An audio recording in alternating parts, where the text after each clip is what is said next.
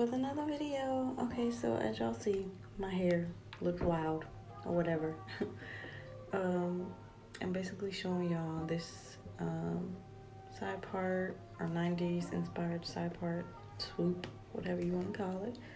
So yeah, my flat iron is on 400, and this is the Garnier Fructis flat ironing straightening spray.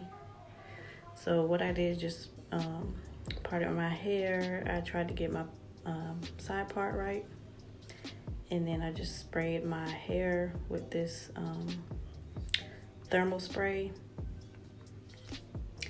And this video is pretty much self-explanatory. There's a lot of videos on this, but I just wanted to do it myself. And yeah, y'all know I'm a 90s girl. I'm a 90s baby. Shout out to all the 90s babies out there. So yeah, like I said, this video is pretty self-explanatory, so I'm just gonna speed up the video, so you know, so it's not too long.